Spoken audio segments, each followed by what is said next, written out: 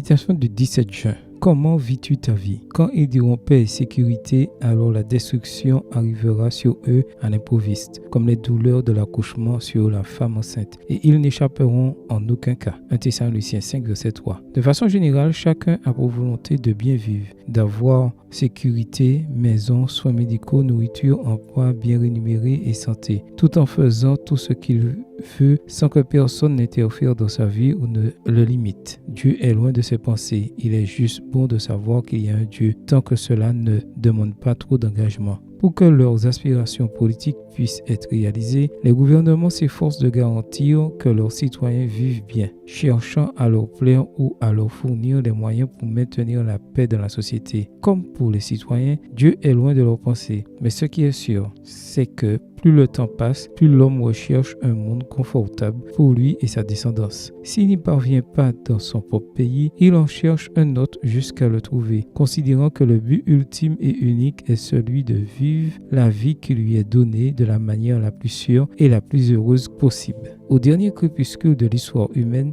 la Bible dit que lorsqu'enfin l'homme croira avoir réalisé son rêve de paix et de sécurité, une destruction soudaine surviendra, car il ne peut y avoir de sécurité et de paix en dehors de Dieu. Quoi que l'homme fera, dira ou inventera, la parole de Dieu s'accomplira. Un jour, le monde prendra fin et rien ne pourra le sauver de sa condamnation. Sécurité, richesse, statut, titre, propriété, rien ne s'achète. La seule chose qui comptera sera d'avoir mis sa confiance en Dieu. Tu vis maintenant des temps difficiles où la confiance en Dieu est utopique, où la foi est mise à l'épreuve, des temps comme ceux de Noé. Pourtant, ce sont les temps où la confiance en Dieu et la vie selon ses commandements importent le plus. Et toi, comment vis-tu ta vie? Si tu cours désespérément à la recherche de la paix et de la sécurité, tu ne les trouveras pas dans le monde, mais seulement en Jésus. Il est temps de s'arrêter et de reconnaître que seul Dieu contrôle le monde et ta vie. Viens aujourd'hui à Jésus, le seul à donner la paix et la sécurité dans un monde troublé, parce que tout est par sa grâce. Amen.